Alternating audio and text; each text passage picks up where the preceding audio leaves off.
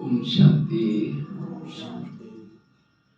तो आज हम एक बहुत अच्छे विषय पर चर्चा करेंगे।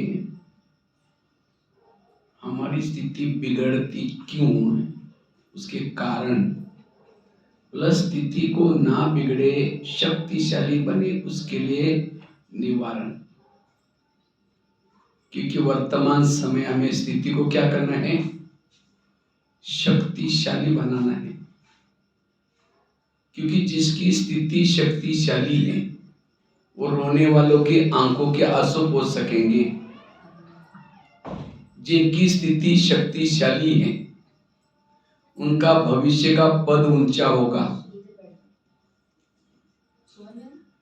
जिनकी स्थिति शक्तिशाली है वो वायुमंडल को बनाने की सेवा कर सकेंगे। क्योंकि हम रोज ज्ञान करते हैं, योग करते हैं, किसी लिए अपनी स्थिति को बनाने के लिए। लेकिन कभी कभी हमारी चलते चलते स्थिति क्यों बिगड़ जाती है, उसके 5-6 कारण है। मेन पहला कारण है, स्थिति बिगड़ने का पहला कारण है, जब हम चलते चलते इस ज्ञान मार्ग में योग के तरफ थोड़ा ध्यान नहीं देते, योग विधि पूर्वक नहीं करते, तो स्थिति क्या होते हैं, बिगड़ जाते हैं। क्योंकि योग न करने से हमारा देह भान जागृत होता है, और जब हमारा देह भान आता है तो हमारे अंदर के पुराने संस्कार, पुराने विकार जागृत होते हैं, और इससे फिर दूसरे की कमियां नजर आते हैं, कमजोरियां नजर आते हैं। और देह भान में आने से जो आत्मा और परमात्मा से मंगल मिलन से जो सुख मिलता है, उस सुख से वंचित हो जाते हैं। किसी के अपमान की बातों को फील होता है, दुख फील हो जाता है। इसी स्थिति क्या होते हैं, बिगड़ जाते हैं। इसीलिए मेरा देह भान ना आए, मेरा सदा आत्मा का भान रहे, इसके लिए योग के ऊपर अटेंशन देना है। और योग में भी खास अमृत वेले के ऊपर अटेंशन देना है। तो अमृत वेला करते सभी लोग, कौन कौन करता, हाथ खड़ा करो। अच्छा, सब लोग करते। हाँ, करते भी होगी तो कैसी होती होगी। अगर चुपचाप कोई उसका वीडियो बनाई जाए अमृत वेला के आपका योग का, और वही वीडियो आपको 10 बजे दिखाई जाए, इस सवेरे के आपका अमृत वेला का वीडियो है, कहिए मेरा है, मैंने ऐसा किया था। दीवार के सारे बैठे, मुंह खुला, आंखें बंद है। 2 बार मच्छर अंदर भी गए और बाहर गए, पता भी नहीं चला। अगर ऐसा योग करेंगे, केवल उठना पर्याप्त नहीं, लेकिन उठ करके आंखें खोल करके बैठना, केवल ये स्थूल आंखें भी नहीं, बुद्धि रूपी आंख भी खोल करके बैठना। सामने कौन बैठा है, वो मुझे क्या दे रहा है, कितना समय के बाद वो मेरे पास आया, और उसके दृष्टि देने से मुझे क्या मिलने वाला है, इन बातों को जागृत होकर के करना। और जब ऐसा हम प्रभु मिलन करते हैं, इससे लगन में मगन से हमारी आत्मा की बैटरी चार्ज हो जाती है। इसलिए अमृत वेला हमें क्या करनी है, अच्छी तरह करनी है। अमृत वेला शक्तिशाली करनी, क्योंकि अमृत वेला सारे दिन का फाउंडेशन है। अगर फाउंडेशन ही ढीला है तो सारा दिन फिर कर्म योगी नहीं बन सकते। बैठ करके योग लगाएंगे तो भी योग नहीं लगेगा। इसलिए हमें अमृत वेला क्या करना है, अच्छी तरह। और अमृत वेला का भी फाउंडेशन क्या है, सोने की पहले की बेला। सोने से पहले हम क्या करते हैं, ढीले अवस्था में सो जाते हैं, बिस्तरा डाल देंगे, गुड नाइट कहेंगे, कहेंगे बाबा आज तो बहुत थक गए, घर में मेहमान आए थे, मैंने दिन में रेस्ट नहीं किया था, प्लीज बाबा कल सवेरे जरूर जगा देना। फिर कल सवेरे उठना है, इतने ढेर बर्तन पड़े, उसको मांजना है, फिर ये करना है। ऐसी बातें बातें सोचते सोचते सो गए। तो अमृत वेला तो बाबा जगा ही लेता है। फिर घड़ी में देखेंगे अभी तो 4 को 5 मिनट का मैं, थोड़ा 5 मिनट के बाद उठ जाएंगे। 5 मिनट के बाद बजे 5 बजा, पता भी नहीं चला। तो ये क्यों हो गया, क्योंकि सोने से पहले ऐसे विचार। अच्छा, उठ भी गए तो भी उठते ही बर्तन याद आएगा पहले, अरे बर्तन मांजना है। और कहते हैं ना, सवेरे सवेरे तुमने किसका मुंह देखा था, अब जिसने बर्तन का मुंह देखा उसका सारा दिन खिटपिट में जाएगा। इसलिए अमृत वेला हमें परमात्मा याद आए, इसलिए रात को सोते समय हमें क्या करना है, बाबा के याद में योग युक्त होकर के परम धाम की स्थिति में स्थित होकर के सारे दिन का चार्ट बता करके फिर सोना है। वैरागी बन करके सो जाओ। न जाने कितना समय मेरे पास है, मेरे कितने विकर्म विनाश करने हैं, अभी सतयुग आया कि आया, ऐसे विचार करके कोई एकादी मुरली पढ़ करके फिर सो जाओ तो अमृत वेला अच्छी होगी। और जिसकी अमृत वेला अच्छी, उसका सारा दिन, जैसे ट्रेन चलाने के लिए शुरू में मेहनत लगते है स्टेशन पर, लेकिन एक बार ट्रेन चल पड़ी वो फिर तेजी से चलती। इसी तरह अमृत वेला का योग का हमें मेहनत करनी है। जैसे अभिमन्यु को मारा, कैसे मारा था? एक सैनिक आया और उसने अभिमन्यु को ललकारा, हे अभिमन्यु अगर तुम्हारे में दम है तो मेरे से युद्ध कर। तो सैनिक को लगता है एक छोटा सा सैनिक मेरे से ललकार रहा है, तो उसके पीछे पीछे गया और पीछे पीछे गया, कृष्ण से अर्जुन से दूर लेके गया वो सैनिक। और चक्र, इन्होंने क्या बनाया था, चक्र बनाया था कौरवों ने, और चक्र में डाल करके उसको मार दिया। इसी तरह माया भी क्या करते हैं, रोज सवेरे आपको मारने के लिए चक्र बनाते, और सवेरे काम क्रोध विकार नहीं आते। कौन आता है? आलस। एक छोटा सा सैनिक है, लेकिन आलस क्या बन के आता है? मित्र बन के आता है, और बहुत मीठा बोलेगा, सो जाओ आपकी तबीयत खराब हो जाएगी, रात को मच्छर काटे थे सो जाओ, ठंडी बहुत लगी थी सो जाओ, बहुत मीठा भला करके सोले 2-3 दिन सुलाएगा, फिर सारे काम आएगा, क्रोध आएगा, स्थिति बिगड़ गई। इसलिए सवेरे उठते ही किसका कौन करो? आलस का। जिसने आलस को मारा कोई भी विकार उसके पास नहीं आएगा। इसलिए हमें आलस के वश नहीं होना है। जो सवेरे 4 बजे गदीले पर सो जाता है उसको गधाई मिल जाती है भविष्य में, और जो सवेरे 4 बजे रजाई का क्या करता है उसको भविष्य में क्या मिलेगी? रजाई मिलेगी। और यहाँ तो ठंडी बहुत होती है, रजाई बड़ी प्यारी लगती है, और बहुत बड़ी बड़ी रजाई होती है यहाँ की। इसीलिए रजाई क्या, और वैसे तो अभी तो मौसम बदल गया है, इसलिए हमें क्या करना है, अमृत वेला अच्छी तरह योग करना है। और केवल उठ करके बैठना नहीं। कई तो क्या करेंगे, मैं आत्मा हूँ, शांत स्वरूप, शक्ति स्वरूप, अब जा रहे चांद सूरज तारागण के पार, फिर वहां से झुटका लगा देंगे। अब तारागण के पार से झुटका लगा दे, नीचे हड्डी गुड़ी टूट जाएगी। इसलिए अटेंशन से हमें योग में बैठना है। अगर किसी के चेहरे पर मेकअप हो रहा है, अब जिसके चेहरे पर मेकअप हो रहा है झुटका लगा दे, यहाँ का मेकअप वहां ऊपर पहुंच जाएंगे। इसलिए कहते हैं ना, भगवान सब भाग्य में लिख रहे थे, सो रहे थे क्या?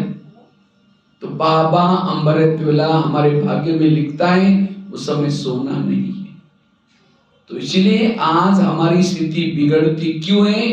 अमृत वेला अच्छी नहीं है।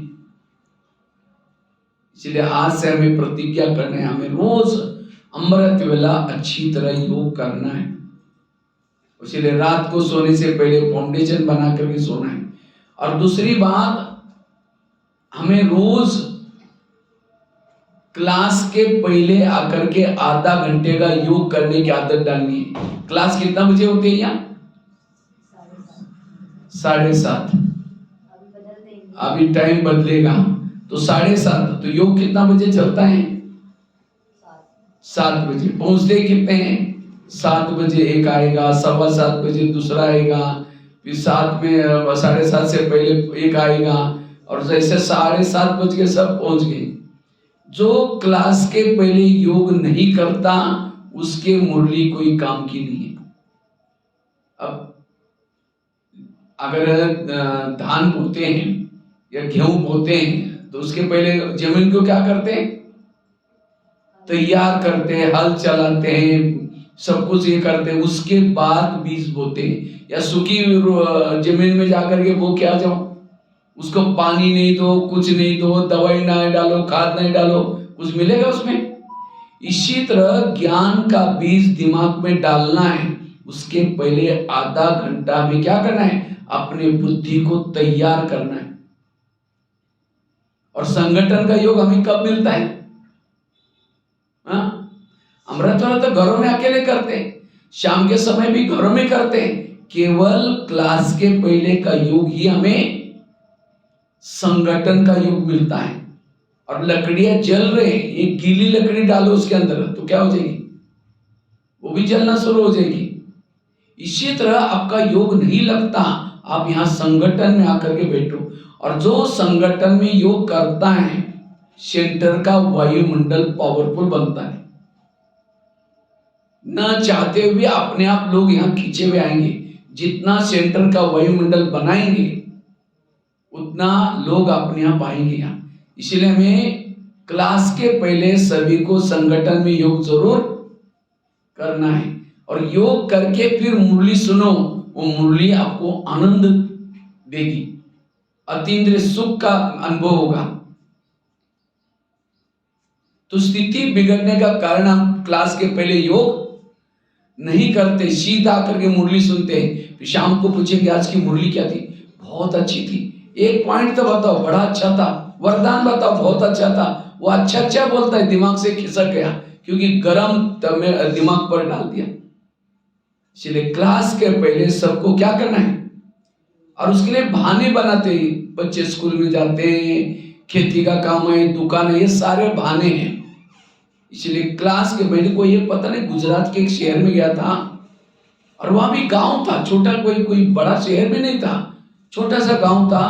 जब मैं उस गांव में गया, वहां सवेरे 6 साढ़े 6 योग चलता है, 6:30 7:30 मुरली चलते हैं। जैसे मैं गया, लगभग 250 लोग क्लास में बैठे थे 6 बजे। तो मैंने ऐसे उनको पूछा, बहनों को, शायद मैं जल्दी क्लास में आने वाला था इसीलिए जल्दी आई। नहीं कहा कि हमारा नियम है, हमारे क्लास का हॉल का दरवाजा 6 बजे बंद हो जाता है। 6 बजे से पहले जो पहुंचेगा उसको ही हॉल में एंट्री है, बाकी जो आते हैं बाहर माइक के पर सुनते हैं, अंदर क्लास में एंट्री नहीं। कितना अच्छा नियम है, क्योंकि ये साधारण कॉलेज नहीं है। कौन सा है? प्रिंस प्रिंसेस हम बनने जा रहे हैं। स्कूलों में मुझे याद है, हम जब स्कूल में जाते थे, अगर जो बच्चे प्रेयर में नहीं पहुंचते थे, प्रिंसिपल उसको सामने ये करके खड़े करके बहुत पिटाई करते थे। लेकिन हमारा प्रिंसिपल तो ऊपर से देखता है, वो अभी तो कोई पिटाई नहीं करेगा, बाद में सब बताएगा, तुम कभी भी क्लास के पहले कभी आए ही नहीं, योग करने के लिए आए ही नहीं। इसीलिए हमें क्लास के पहले योग करना जरूर। इससे हमारी स्थिति क्यों बिगड़ते, कारण आपको बता रहा हूं। मधुबन में भी नियम है, सेंटर पर भी नियम है, लेकिन आजकल हमारा इसकी तरफ ध्यान, फिर कहते हैं पता नहीं योग नहीं लगता, कर्म योग नहीं लगता। कारण क्या है? ये छोटी छोटी गलतियां हम कर रहे हैं। और तीसरी बात, स्थिति क्यों बिगड़ते हैं, उसका कारण है मुरली के ऊपर ध्यान नहीं है। आजकल कई तो मुरली सुनते हैं, लेकिन कहां सुनते हैं? ऑनलाइन से। जो ऑनलाइन से मुरली सुनेगा उसकी पूजा भी ऑनलाइन से हो जाएगी। इसीलिए स्थिति को पावरफुल बनाने के लिए बाबा ने जो साधन बनाए, कौन सी साधन? रोज ईश्वरीय महावाक्य सुनना। और वो कहां सुनना है? सेंटर पर आकर के सुनना है। जो सेंटर पर आकर के सुनता है उनकी स्थिति शक्तिशाली बनती है। एक भील था, एकलव्य था, द्रोणाचार्य के पास जाता है। द्रोणाचार्य को कहता है कि मुझे नंबर 1 चाहिए, लेकिन उसको नंबर 1 नहीं दिया। कहा कि मैं कृष्ण से भी होशियार हूं। तो उसको पूछा द्रोणाचार्य ने, तुम्हारा गुरु कौन है? कहता आप ही मेरे गुरु हैं। कहा कि नहीं, मेरे सामने कभी आए नहीं, चलो मैं दिखाता हूं। एक जंगल में लेके गया, और जंगल में एक पुतला बनाया था द्रोणाचार्य का, और पुतले के सामने खड़ा होकर के उसने सारी शिक्षा ली थी। इसी तरह ये peace of mind Murli, Facebook, WhatsApp, ये भी क्या है? टीवी, एक पुतला है। और उसके सामने बैठ करके शिवानी बहन के क्लासेस, अच्छे क्लासेस सुन करके होशियार तो बनेंगे, नंबर 1 नहीं जाएंगे। नंबर 1 बनना है तो क्लास में आकर के मुरली सुननी है। वो भी भले सुनो, लेकिन कब सुनो? जैसे बच्चे स्कूल में जाते हैं लेकिन अलग से ट्यूशन लगाते हैं, और ट्यूशन भी कौन सा लगाते हैं? गणित कच्चा है तो गणित का ट्यूशन लगाते हैं, इंग्लिश कच्चे है इंग्लिश का ट्यूशन लगाते हैं। इसी तरह ये क्लासेस वगैरह भले सुनो, लेकिन यहाँ क्लास में आओ, पहले मुरली सुन के जाओ और उसके बाद फिर मोबाइल से पीस ऑफ माइंड मुरली से जो आपको चाहिए वो सुन सकते हैं। लेकिन अगर उसी के ऊपर हम निर्भर हैं फिर हमें स्थिति हमारी अच्छी नहीं होगी। तो स्थिति को बनाने के लिए रोज यहाँ आकर के पहले तो अमृत वाला करना है, फिर नहा धो करके यहाँ आना है, उसके बाद फिर आधा घंटा योग करना है, फिर मुरली सुननी है, तब आपकी स्थिति अच्छी बनेगी। ये 3 चीजें ब्राह्मणों के लिए बहुत जरूरी है। ये 3 चीजें जो करता है उनकी अवस्था अच्छी है, उसको किसी के भी दोष दिखाई नहीं पड़ेंगे, अवगुण दिखाई नहीं पड़ेंगे, क्योंकि सवेरे सवेरे जिन्होंने ये 3 बातों को पक्का किया उनकी आत्मिक स्थिति बनती है, उनको अतीन्द्रिय सुख मिलता है। और उसके सामने सोना डालो, कुछ भी डालो, कहेंगे मुझे कुछ नहीं चाहिए, पाना तासो पा लिया, मुझे सब कुछ मिल गया। इसलिए अपनी अवस्था को अच्छा बनाने के लिए ये 3 चीजों के ऊपर ध्यान देना है। एक बार ब्रह्मा बाबा को दादियों ने पूछा था, बाबा त्रेता युग वालों के लिए पढ़ाई का प्रबंध आप क्या करेंगे? बाबा ने कहा कि बच्चे आगे चल करके मैं त्रेता युग वालों के लिए पढ़ाई का प्रबंध जरूर करूंगा, पहले आप सतयुग के 9 लाख लोगों की संख्या बनाओ। और अब बाबा ने peace of mind Murli, Facebook, WhatsApp ये सब चालू किया, किसके लिए? त्रेता युग वालों के लिए। तो आपको त्रेता युग में जाना है सतयुग में जाना है? कहां जाना है? सतयुग में। तो पढ़ाई कहां करनी है? यहां करके पढ़नी। जो वो पढ़ाई पढ़ता है वो त्रेता है। इसलिए और आज मैंने देखा कई भाई बहने ढीले, बाबा कभी कभी मुरली में कहते थे आगे चल करके ब्राह्मणों का झाड़ हिलेगा। मैं सोचता था ब्राह्मणों का झाड़ कैसा हिलेगा, लेकिन कोरोना आया और कोरोना आने के बाद कुछ दिन ऑनलाइन में मुरली चली, उसके बाद फिर रेगुलर क्लासेस शुरू हो गए और जिनको वो आदत लगी वही रह गई। और वो वहां कर सुनते सुनते सुनते आज हमारे संस्कार तो बदले नहीं है, संस्कार अंदर है। उस संस्कारों को ये टीवी के माध्यम से, मोबाइल के माध्यम से कोई ना कोई वातावरण मिल जाता है और उसे पुराने संस्कार जागृत हो गए, कहीं तो चले भी गए, ज्ञान भी छोड़ दिया। इसलिए बाबा कहते बच्चे ये साधन को यूज करो, ये साधन भी एक प्रकार का चक्रव्यूह है। इसलिए हमें ये 3 चीजें को पक्का करना है। अमृतवेला क्लास के पहले योग और तीसरा मुरली, मुरली यहां करके सुनना। और जो ये 3 चीजें करता है वो अपनी अवस्था को शक्तिशाली कर्म योगी बना करके रख, उसकी कभी भी अवस्था नहीं बिगड़ेगी। तो इस भट्टी से आज पक्का करना हमें, रोज कितना बजे जाना है? हाँ, अभी से कब से चेंज कर रहे हैं टाइम? 1 अप्रैल से। तो अभी से प्रैक्टिस करो, अभी से प्रैक्टिस करो। हमें जल्दी आकर के आधा घंटा योग करना है, ठीक है? और ये तो 3 चीजें करता उनकी स्थिति शक्तिशाली। तीसरी बात है, चौथी बात है, हमारी स्थिति बिगड़ती क्यों? और वो स्थिति ना बिगड़े उसके लिए क्या पुरुषार्थ करें? वो है पर चिंतन, पर दर्शन, पर मत से मुक्त बनना।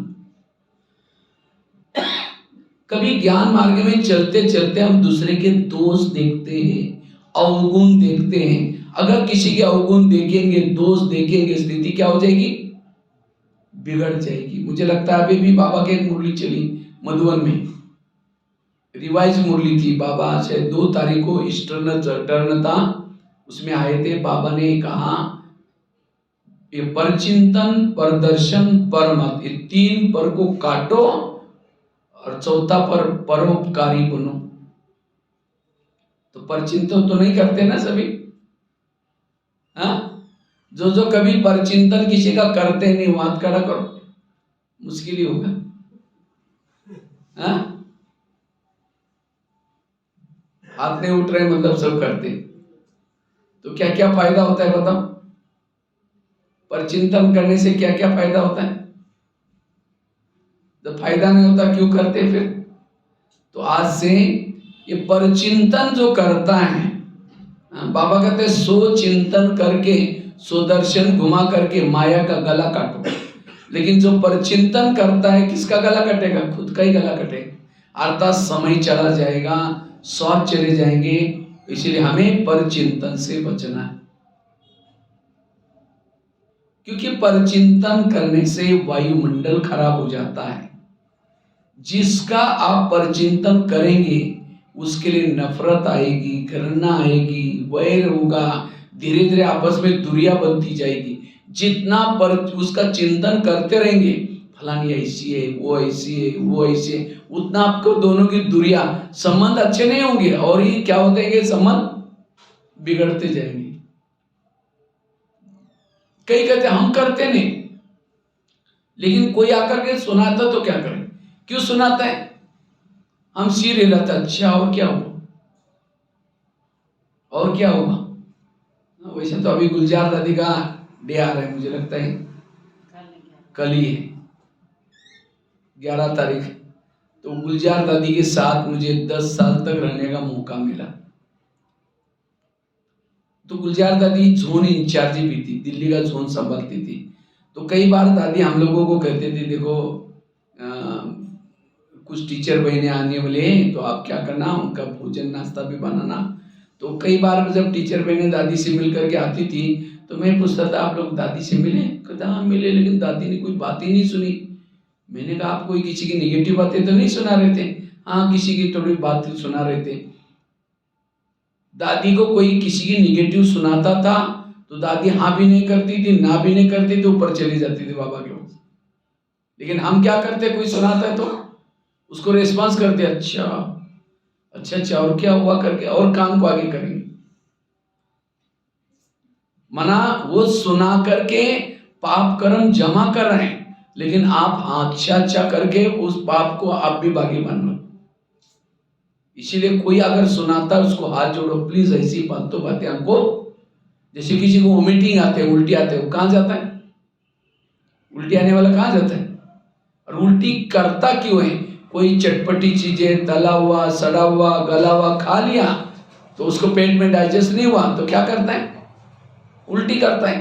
और उल्टी करने के लिए कहां जाता है? वॉश बेसिन में। अगर कोई दूसरा उल्टी करता तो हम नाक बंद करके उसको कहते उधर जा उधर जा। इसी तरह जो सारा दिन चटपटी बातें सुनता है, देखता है, उसको पेट में डाइजेस्ट नहीं होता तो क्या करता है? फिर वहां वो जाकर के सुनाता है। कहां सुनाता है? कान में। तो कान कोई वाशबेसिन तो नहीं है ना? वैसे कान का आकार कैसा है? सुंदर सा वाशबेसिन है और बीच में एक नली भी है। इसीलिए अगर कोई किसी की परचिंतन की बातें सुना रहे हैं तो समझो कि आपके कान में क्या कर रहा है? उल्टी कर रहा है। तो क्या करना चाहिए? जब कोई उल्टी करता तो नाक बंद करके भगाते, और यहां कोई सुनाता है तो और खुश होकर के बताओ और क्या हुआ। इसीलिए ऐसी बातों से बचना, क्योंकि परचिंतन सुनने से, जिसका परचिंतन सुनेंगे उसके लिए आपकी नफरत आती रहेगी। और परचिंतन की सुनी हुई बातें दिल में जाएंगे, दिल में बाबा बैठेगा? नहीं बैठेगा। और जो परचिंतन की बातें सुनता है उसके बुद्धि को ताला लग जाता है, उसके बुद्धि में ज्ञान का चिंतन मंथन नहीं चलता। इसलिए कई भाई बहन कहते भी हैं, पता नहीं हमें मुरली याद ही नहीं रहती।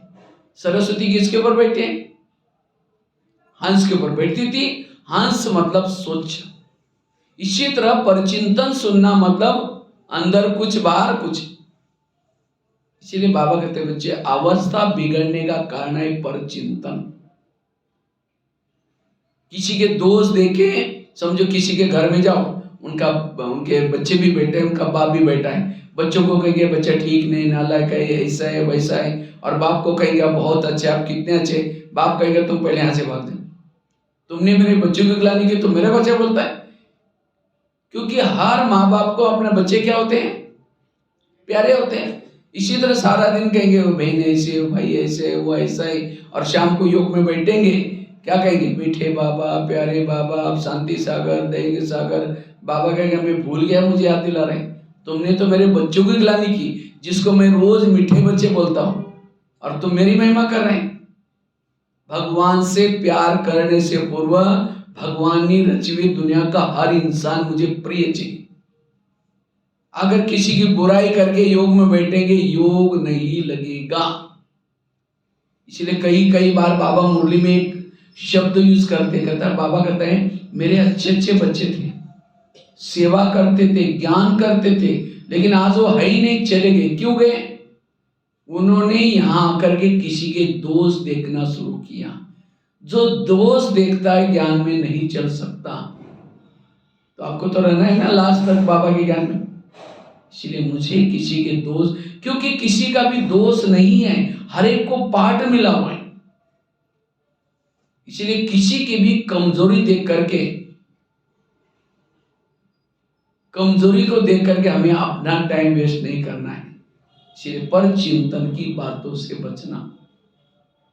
एक शिष्य था, भगवान के पास जाता है, तो भगवान को कहता है भगवान मैं जीवन में आगे बढ़ना चाहता हूं, मैं अपनी उन्नति करना चाहता हूं।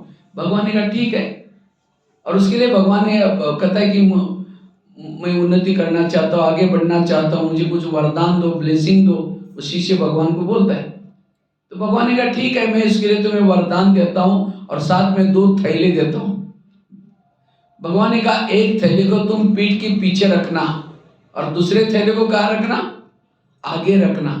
और भगवान ने कहा जो पीठ के पीछे थैला है, तुम्हारे आस पास पड़ोस में जो भी लोग हैं, उस सभी के अंदर जो बुराई है, दोष है, उनकी चिटकियां बना करके डालिए। लेकिन उस थैले को पीछे रखना और अच्छी तरह उसको बांध देना। बांध करके ना खुद देखना, खुद उसके बारे में क्या है वो सोचना भी नहीं, उसको पीछे रखना। और आगे वाले थैले में कहा कि तुम्हारे अंदर जो दोष है, तुम जिद्दी हो, किसी की नहीं मानते हो, तुम्हारे अंदर जो दोष है उसकी चिटकियां बनाकर डालिए।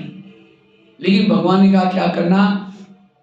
तुम्हारी जो चिटकी है उस थैले को खुला रखना, और कभी कभी जब भी तुमको टाइम है थैले में हाथ डालना, कोई भी चिटकी निकालना, देखना कि मेरे अंदर क्या क्या है, और उस कमजोरी का परिवर्तन करना। तुम्हें सुख मिलेगा, शांति मिलेगी, तुम जीवन में तरक्की कर सकोगे, आगे बढ़ सकोगे। ये मेरा तुम्हारे लिए वरदान है। लेकिन भगवान ने कहा दूसरे की बुराई को कहाँ रखोगे? पीछे, और अपनी बुराई को बस इतना करो, तुम्हारी सारी इच्छाएं पूर्ण होगी। कहता है भगवान मैं ऐसे करूंगा जैसे आपने कहा, क्योंकि मुझे सुख शांति जरूर चाहिए। वो थैले लेके चला गया। कुछ साल के बाद क्या करता वो व्यक्ति, पीछे का थैला उसने आगे किया और आगे का थैला पीछे रख दिया। अपने बुराई को बांध करके अच्छी तरह पीछे रख दिया, और दूसरे की बुराई को थैला पीछे से आगे किया, खोल दिया। पहले तो खुद देखता है क्या क्या इन चिटकियों में लिखा हुआ है, फिर दूसरों को बुला बुला करके कहता है फलाना पता है आपको, ऐसा है, मैंने देखा है, वो ऐसा है। तो जैसे थैले उल्टे किए, कुछ समय के बाद वो दुखी, परेशान, अशांत हो गया। फिर भगवान के पास दोबारा जाता है, कहता है भगवान मुझे सुख मिला ही नहीं, मुझे शांति मिली नहीं। भगवान ने कहा अच्छा तुमको जो थैले थे उसको कहाँ रखा था? कहता है भगवान कई बार मेरे से भूले हो गई थी, मैंने आगे का पीछे किया था। भगवान ने कहा यही तुम्हारे दुखों का कारण है। ये कहानी किसी और की नहीं, किसकी है? हमारी अपनी कहानी है। आज यहाँ हम आते हैं, ज्ञान करते, योग करते, किसी लिए करते हैं? थोड़ा सुख मिल जाए, शांति मिल जाए, आगे बढ़ जाए, इसीलिए करते हैं। तो बाबा भी हमें वरदान देता है और साथ में 2 थैले देता है। दूसरे की बुराई को कहाँ रखो? पीछे रखो, और अपनी बुराई को कहाँ रखो? आगे। लेकिन हम बाहर जाकर के क्या करते हैं? दूसरे की बुराई को आगे करते हैं और अपनी बुराई, नहीं मैं ठीक, उसके कारण ऐसा हो रहा है, उसके कारण ऐसा हो रहा है। और यही आज हमारी स्थिति बिगड़ने का कारण है। इसीलिए बाबा को कभी कभी मुरलियों में कहना पड़ता है बच्चे झगमुई झगमुई नहीं करो, बच्चे किसी का परचिंतन नहीं करो। ये बाबा क्यों सुनाता है? इससे हमारी अवनति होती है। इसीलिए बाबा कहते हैं पर चिंतन से बच करके रहना, किसी के भी दोष ना देखना। और जितना परचिंतन से बचे रहेंगे आप अपनी स्थिति को बना सकेंगे। अब ये समय परचिंतन करने का नहीं है। करुणा काल में करुणा लेके जाने वाला था, लेकिन बाबा ने करुणा को रिक्वेस्ट किया कि इसको अब कुछ दिन तक जिंदा रखो, इसकी कमाई इतनी नहीं हुई। तो बाबा ने मुझे जिंदा रखा है, किस लिए? 2 मंजिल मकान बना करके और बैंक में बैलेंस बढ़ाने के लिए इसके लिए नहीं रखा। अब रखा है मुझे अपने विकर्म को विनाश करने के लिए, मुझे रखा है अपने संस्कार को बदलने के लिए। नहीं तो कहते ना, आए थे हरि भजन करने के लिए, उठने लगे कपास। इसीलिए अब पर चिंतन से बचना। कई कहते हैं, कोई सुनाता है, समझो कोई हम लोग कपड़े पहन करके अच्छे जा रहे थे, तो चलते चलते अचानक किसी ने क्या क्या किचरा लेकर के आपके शरीर पर डाल दिया, कपड़े पर डाल दिया, कपड़े खराब हो गए। अब अचानक डाल दिया, कुछ ध्यान ना मन में था। वापिस आएंगे घर में, कपड़े चेंज करेंगे तो टाइम हो गया, टाइम वेस्ट हो गया। फिर दूसरे दिन कपड़े पहन करके जा रहे थे, तो कल जहां उसने कचरा डाला था वही व्यक्ति कल खड़ा है, और पता है कि आज भी क्या करने वाला है, वो कचरा ही डालने वाला है, क्योंकि कई बार उसने डाला भी है। तो क्या करना चाहिए फिर? कहना चाहिए, हाँ कल जब कचरा डाला ना बड़ा मजा आया, आज भी डालो, ऐसे बोलेंगे? उसे किनारा करेंगे ना। इसी तरह आज पता ही कि मैं स्थिति अच्छी बनाई थी, अमृत वाला किया था, योग किया था, लेकिन चलते चलते कोई मिला, उसने फलाने ऐसे वो ऐसा बातें बताई, मेरी स्थिति बिगड़ गई। और कई बार जब भी उसको मिलते हैं वो कोई ना कोई निगेटिव बातें ही सुनाता है, तो ऐसे व्यक्ति से क्या करो? किनारा करो, जिसको बाबा कहते हैं संग दोष। संग मतलब कोई नॉन बीके नहीं, अगर बीके भी कोई है, लेकिन कोई सेंटर की, कोई बहनों की इधर उधर की सुनाता, ये भी क्या है? ये भी संग दोष है। इसलिए संग दोष से बचना। और जो किसी की निगेटिव बातें सुनता है उसकी भावना अपने आप क्या हो जाते हैं? खराब हो जाते हैं। अगर भावना खराब होगी आपका योग भी नहीं लगेगा, स्थिति बिगड़ जाएगी। 84 जन्मों की सीढ़ी उतरने के लिए कितना टाइम लगा? कितना टाइम लगा? 5000 साल। और वो उसी सीढ़ी को अब ऊपर चढ़ना है, कितना समय है? कितना समय? 1 जन्म। कितना जन्म मिला है? और 1 जन्म तो सबको मिला नहीं है, किसी को 40 साल, किसी को 50 साल, 100 साल शुरू से लेकर के 37 से लेकर के कोई ज्ञान में तो चले ही नहीं। थोड़ा योग लगाया, थोड़ा से सीढ़ी ऊपर चढ़ गई, अमृत वेला क्या सीढ़ी चढ़ गई, थोड़ा सा सेवा की सीढ़ी ऊपर चढ़ गई, और बैठ करके थोड़ा सा परिचिंतन किया, जितनी सीढ़ी चढ़ी थी उतना नीचे। अब यही करते रहेंगे, चढ़ते रहेंगे, उतरते रहेंगे, तब तक समय पूरा हो जाएगा, वही रुक जाएंगे। इसलिए अब मुझे परचिंतन नहीं करना है, और परचिंतन करने वाला इस ज्ञान से धीरे धीरे चला जाता है, वो जहां ज्ञान में नहीं टिक सकता। बाबा कहते मेरे अच्छे अच्छे बच्चे थे, चले गए, क्यों? यहां उन्होंने किसी के दोष देखे, किसी के अवगुण देखे, भावना बिगाड़ दी और वो चले गए। तो घाटा किसका हुआ? संस्था का हुआ, शिव बाबा का हुआ, या उसका खुद का हुआ? किसका हुआ घाटा? खुद का ही घाटा हुआ। इसीलिए बाबा कहते बच्चे किसी के दोष नहीं देखो, घाटा तो आपका ही होने वाला है। इसीलिए हमें अवगुण पर चिंतन से बचना। एक सत्संग चलता था, ध्यान से सुनना, एक सत्संग चलता था, उसमें बहुत सारे लोग आते थे। तो एक दिन एक शिष्य ने गुरुजी को कहा, गुरुजी मुझे एक वरदान चाहिए। तो गुरुजी ने कहा क्या वरदान चाहिए? कहता है मेरे बारे में सबके दिल में क्या चलता है ये मैं जानना चाहता हूं। तो गुरुजी ने कहा ठीक है, उसके लिए मैं वरदान देता हूं, साथ में एक छड़ी देता हूं। छड़ी मतलब मांत्रिक डंडा देता हूं। जब भी किसी के दिल में तुम्हारे बारे में कुछ चलता है, जानना है, ये छड़ी को दिल में रखो, उस व्यक्ति का नाम लो तो पता चलेगा। ऐसा करके शिष्य ने क्या किया, गुरुजी ने क्या किया, उस शिष्य को छड़ी दी, वरदान दिया, शिष्य चला गया। लेकिन अचानक रास्ते में उस शिष्य को याद आया, पहले मैं गुरुजी की चेकिंग करता हूं, गुरुजी के अंदर मेरे बारे में क्या चलता होगा। तो छड़ी को दिल में रखता है, गुरुजी का नाम लिया, थोड़ी सी छड़ी काली होगी। जब छड़ी काली होगी उसको लगता है गुरुजी के अंदर ही मेरे बारे में कालापन है, इनको गुरुजी बना करके फायदा क्या हुआ। आश्रम में आना बंद हो गया। 1 दिन हो गया, 2 दिन हो गया, महीना हुआ, 6 महीना हुआ। तो एक दिन गुरुजी के ख्याल में आया, अरे सबसे पहले बैठने वाला, इतनी अच्छी सेवा करने वाला, आजकल ये क्यों नहीं आ रहा है। पूछा, आखिर गुरुजी खुद होकर के उनके घर में भी चले गए एड्रेस पूछते हुए। फिर उसको मिले, कहा कि क्या बात है भाई, तुम सत्संग में क्यों नहीं आते। नहीं जी गुरुजी, आजकल थोड़ा खेती का काम है, बच्चों की परीक्षाएं, आजकल कोरोना काल है, ऐसे थोड़े बीमार, तबियत ऊपर नीचे हो रहे हैं, कोई ना कोई बहाना ढूंढना शुरू किया। गुरुजी ने कहा 6 साल से आश्रम में आते थे, आंधी आए, तूफान आए, कुछ भी हो जाए, नहीं जी नहीं, जरूर कुछ बात है। कहा कि गुरुजी आपके अंदर मेरे बारे में कालापन है। तो गुरुजी ने कहा अच्छा ये बात है क्या। कहता मैं छड़ी दिया था ना, उसे देख लिया। लेकिन गुरुजी ने कहा तुमने देखा कि तुम्हारे अंदर औरों के बारे में कितना कालापन है। कहा कि नहीं देखा। देखो, तो शिष्य ने छड़ी को दिल में रखा, अपना खुद का नाम लिया, पूरी छड़ी काली हो गई।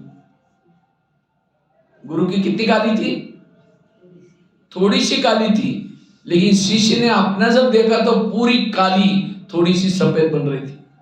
तो अपनी काली देकर के शर्म आई, सिर झुकाया। गुरुजी ने कहा कोई बात नहीं, मैं भी जब आश्रम में आया था शुरू में मेरी पूरी छड़ी काली थी, लेकिन मैंने तपस्या करते, सेवा करते, दान पुण्य करते इतनी बची है, वो तो अभी भी मैं कर ही रहा हूं। लेकिन तुम मेरे को देख करके आश्रम में नहीं आओगे, जो तुम्हारे सफेद बन रहे वो भी काली हो जाएगी। मेरी तो थोड़ी काली है, वो तो सफेद बनने वाली है ही है। लेकिन तुम अगर यहां नहीं आओगे तो हमारी जो सफेद बन रहे वो भी क्या हो जाएगी। तब शिष्य कहता है गुरुजी आज आपने मेरी तो आंखें खोल दी, मैं कितना बुरा काम करने जा रहा था। गुरुजी ने कहा कोई बात नहीं, आज से कभी भी बड़ों की कमजोरी मत देखना। तो दोबारा फिर शिष्य क्या करता है, वापिस सत्संग में आना शुरू करता है। ये कहानी भी किसी और की नहीं, किसके, हमारी अपनी कहानी। हम भी यहाँ आते आते जो हमारी पतित आत्मा थी, काली आत्मा थी, पावन बनना शुरू हो जाते। लेकिन जैसे ही यहाँ आते हैं, बहनों के नजदीक आएंगे, सेंटर के नजदीक आएंगे, सेवा के नजदीक आएंगे, फिर कहेंगे यहाँ जो पैसे देते ना ज्यादा, उनको ही आगे करते। फलानी बहन ऐसे है, वो ऐसे है, उसके अंदर ये है, कोई सेंटर की, कोई मधुबन की, कोई निगेटिव बातें सुनेंगे, भावना भी बिगड़ जाएगी। और याद रखना, भावना और योग इसका बहुत गहरा कनेक्शन है। जितनी आपकी सेंटर के प्रति भावना ऊंची, मधुबन के प्रति भावना ऊंची, बहनों के प्रति भावना ऊंची, शिव बाबा के प्रति भावना ऊंची, उतना योग ऊंचा। जब हम पहले ज्ञान में आए थे, हमारी भावना बहुत अच्छी होते उस समय, क्योंकि हमें बाकी किसी के परिचय कुछ था ही नहीं। लेकिन जैसे ही आते हैं, हमें फलानी ऐसी है, वो ऐसे जब देखना शुरू करते हैं, योग कम होना शुरू हो जाता है। इसलिए जो व्यक्ति आपकी भावनाओं को बिगाड़ने वाली बातें सुनाता है, वो है हमारा दुश्मन। इसीलिए बाबा कहते बच्चे जगमुई नहीं करो, पर चिंतन नहीं करो, व्यर्थ बातें नहीं करो। इसलिए पर चिंतन से बचना। ये पर चिंतन हमारी स्थिति को बिगाड़ता है।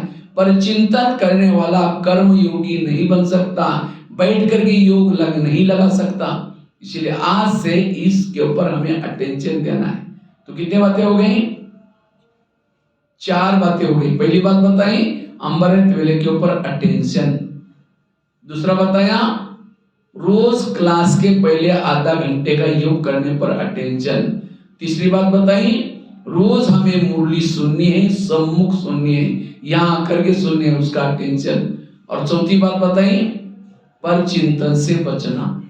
5वीं बात है हमारी स्थिति क्यों बिगड़ती है। स्थिति बिगड़ने का कारण है चलते चलते हम श्रीमतों का उल्लंघन कर लेते हैं।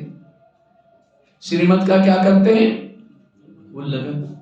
तो आप लोग पट्टी वाले कितना परसेंटेज बाबा के श्रीमत प्रमाण चलते, बताओ बताओ कितना चलते होंगे? अपना अपना रिजल्ट बताओ खुद का, कितना चलते होंगे? हाँ कितना? 30। अच्छा 30 तो फेल में हो गए।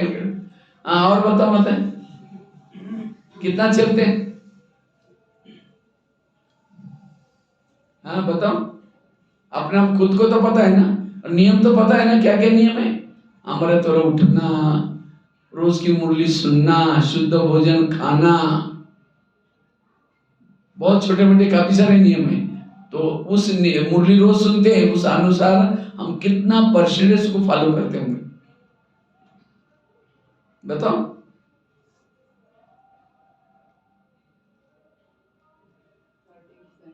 थर्टी बचा। अब अच्छा आपका भी 30। और बताओ कितना?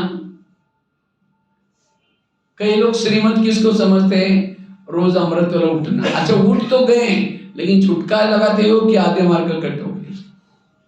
मुरली सुनी, लेकिन मुरली के पहले योग नहीं किया, मार्ग कट हो गया। मुरली सुनी, लेकिन सारा दिन व्यवहार में उस मुरली को लाए ही नहीं, चले ही नहीं उस प्रमाण, तो भी आधे मार्ग कट। और हम क्या समझते हैं? मुरली सुन लेते हैं, बाहर का भोजन नहीं खाया, घर का भोजन खाया, बातें करते खाया, पर चिंतन करके खाया, तो भी उसके मार्ग। इसको कहते हैं आध्यात्मिक ग्रामर। जैसे ग्रामर में होता है ना, किसी ने एक शब्द लिख दिया, मैं शांति सागर की संतान हूं, हिंदी में लिख दिया, लेकिन शांति की मात्रा पीछे वाली मार दी। पढ़ने के लिए तो ठीक है शांति सागर, लेकिन ग्रामेटिकल क्या है वो मिस्टेक है। जो हिंदी वाला कहेगा अरे भाई ठीक नहीं, शांति की मात्रा पहली चाहिए, आधे मार्ग कटो। इसी तरह मैंने अमृत वाला उठने का कर्म तो किया, लेकिन आंखें बंद करके किया, झुटका लगाते किया, विधि पर। हर कर्म विधि से करना। सेवा की मैंने किया, मैं करता हूं, आधे मार्ग उसके भी कटो। ये है गहराई। और एक एक श्रीमत की जितना गहराई में चलेंगे उतना हमारा योग हमारा क्यों नहीं लगता? हमारे से नियमों का उल्लंघन हो जाता है। इसलिए हमें कोशिश करके ईश्वरीय नियमों का पालन करना है। जैसे कोई भी माँ बच्चों को प्यार करते, कब करते बताओ? प्रैक्टिकल बात, कब करते हैं? जब वो बच्चा माँ का कहना मानता है। माँ क्या करते? उसको प्यार करती है। अगर जो नहीं मानता उसको प्यार इतना, सवेरे जल्दी उठाती है, अच्छे कपड़े पहनाती है, और कई बातें करते, देखो बेटा कपड़े गंदे नहीं करना, पढ़ना, लड़ना नहीं, झगड़ना नहीं। बच्चा जाता है, लड़ता है, झगड़ता है, कपड़े गंदे करके जब आता है और शाम को आकर के मम्मी मम्मी करता है, मम्मी किचन से देखेगी, मैंने तो उसको कहा करके आया, नहीं करके बोलेगी तुम चिल्लाते रहो, यहीं ठीक हो। अच्छा जाएगी, जाकर 2 थप्पड़ लगा देगी, कहेगी तुमको मैंने कितना अच्छा कहा, तुम गंदा होकर गया। अगर वही बच्चा माँ का कहना मान के आता तो मम्मी मम्मी बोलते, मम्मी गोदी में उठाएगी, प्यार करेगी। प्यार कब मिला? जब कहना माना। इसी तरह बाबा भी हमारी माँ है, सवेरे जल्दी उठाते हैं, फरिश्ता ड्रेस पहनाती है, और कई डायरेक्शन मुरली में देते हैं, बच्चे आज आत्मा समझना, पर चिंतन नहीं करना, मेरी याद में रहना। कितने मुरली को 2 कॉलम में लिखो, एक कॉलम में लिखो मम्मी ने क्या करने के लिए बोला, दूसरे कॉलम में लिखो मम्मी ने क्या मना किया, और जो मना किया न करो, करने के लिए बोलो, ये है ज्ञान। और शाम को आते हैं हम, जैसे बच्चे शाम को आता है मम्मी मम्मी करता है, हम भी शाम को आकर के योग में बैठ करके बाबा बाबा कहेंगे। जैसे मम्मी किचन से देखते हैं, बाबा भी परम धाम की खिड़की से देखता है, मैंने जो उसको कहा करके आया, नहीं करके बोले तुम चिल्लाते रहे, मैं ही ठीक हूँ। तो कहते योग ही नहीं लगा। अगर योग नहीं लगा, दाल में जरूर कुछ काला है, जरूर मेरे से कुछ बोले हुए। योग के लिए और कुछ नहीं, योग की विधि कोई जरूर नहीं कि लाल लाइट चाहिए, ये चाहिए, गीत बजना चाहिए। आप सारा दिन बाबा के नियमों प्रमाण चलो, शाम को बैठते ही बाबा कहते सामने से प्यार मिलना शुरू हो जाएगा। यह है सहज। इसलिए श्रीमत का पालन। सीता कमजोर क्यों बनी? क्यों बनी? उसने श्रीमत में क्या मिलाया? लक्ष्मण ने कहा कि देखो ये भाभी ये करके नहीं जाना, रेखा उल्लंघन करके नहीं जाना। लेकिन उसने क्या किया, अरे ये साधु है, अगर नहीं भिक्षा देंगे तो नाराज हो जाएगा, नहीं देगा तो श्राप देगा। ये क्या मिलाया, श्रीमत में क्या मिलाया, मन मत। इसी तरह बाबा कहते हैं बच्चे शुद्ध भोजन खाओ, बाहर का भोजन नहीं खाओ। अगर हम समझे किसी के घर में जाते हैं तो हम क्या मिलाते हैं मन में, अरे 10 साल के बाद इनके पास आए, अगर इनका खाना नहीं खाएंगे तो नाराज हो जाएंगे, ये करेंगे, फिर बात नहीं करेंगे। तो ये श्रीमत में हम क्या करते हैं, मन मत मिक्स करना। अब उसको तो राजी किया, लेकिन भगवान को, इसलिए बाबा ने हमें जो श्रीमत दिया उसका पालन करना है। जो श्रीमत का पालन करता है उसका जिम्मेवार भगवान है, और जो श्रीमत में मनमत मिक्स करता है उसका जिम्मेवार खुद है। इसलिए श्रीमत के प्रति हमें क्या करना है, अलर्ट बनना है। लेकिन हम श्रीमत का उल्लंघन करते क्यों, लोक लाज आते क्या आते हैं, लोग इस दुनिया में ऐसे हैं, घोड़े पर बैठने में नहीं देंगे, पैदल चलने में नहीं देंगे। अगर यहाँ आएंगे तो क्या बोलेंगे, अरे ये तो तुम्हारी उम्र है, ये क्या करते हो, सफेद ड्रेस पहन के जाते हो, बाहर का खाना नहीं खाते हो, ये कोई लाइफ है क्या? अरे दुनिया में है, मौज मस्ती करो, खाओ पियो, ये क्या है, फैशन करो, सब कुछ करो। किसने कहा कि दुनिया विनाश होने लगे? ये कितना बार होता रहता है। ठीक है, कल से यहाँ आना बंद कर दो और हाथ में एक सिगरेट ले लो और एक पैंट पहन करके बाल खुले करके बाजार में फैशन करके घूमते रहो, क्या बोलेंगे, अरे ये कौन सा अवतार कर क्या है, कोई पूजा पाठ करो, कुछ भक्ति करो, ये क्या है फैशन करके चलो। वो करेंगे तो भी बोलेंगे, ये करेंगे तो भी। इसलिए कहते हैं सुनो सबकी करो अपनी नहीं श्रीमत की। फटाफट बोल दिया ये तो दुनिया का कहावत है, सुनो सबकी करो अपनी, मन की भी नहीं, जन की भी नहीं, श्रीमत की करो। श्रीमत में कल्याण है, ना मनमत में कल्याण है, ना परमत में कल्याण है, ना जनमत में कल्याण है। इसलिए श्रीमत में चलने की विषम प्रतिज्ञा लेनी है, और जो श्रीमत प्रमाण चलता है उसका जिम्मेवार बाबा है, वो है शक्तिशाली। इसलिए हमें श्रीमत का पालन करने की आवश्यकता है। लोक लाज नहीं करो। जो लोक लाज करेगा, यहां फिर भी पंजाब में लोक लाज कम है, हम तो राजस्थान में रहते हैं। तो राजस्थान में जब मैं कहीं आसपास में, आबू के आसपास में क्लासेस में जाता हूं, तो कई बार माताएं जब क्लास में बैठेगी घूंघट लेकर के बैठती है। वहां घूंघट की प्रथा बहुत ज्यादा है। अभी कुछ साल पहले मधुबन में बहुत सारी माताएं आई थी, बाबा मिलन में आई थी। तो एक माता जी टेलीफोन एक्सचेंज में आई थी फोन करने के लिए। जब टेलीफोन में आई थी फोन करने के लिए, उस समय में देखा घूंघट वगैरह नहीं लिया था, और लेकिन जैसा उसने फोन किया लग गया, फटाफट घूंघट लेकर के बात कर रहे थे।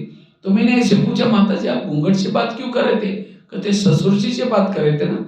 हमने कहा ससुर जी कहाँ रहते हैं? कहते जयपुर में रहते हैं, 500 किलोमीटर दूर। लेकिन ससुर जी का ससुर जी कौन है? शिव बाबा। उनकी इतनी लोग ला जाते हैं, अगर अमृत वाला नहीं उठेंगे ससुर जी क्या बोलेंगे, मुरली सुनने के लिए नहीं जाएंगे तो ससुर जी क्या बोलेंगे।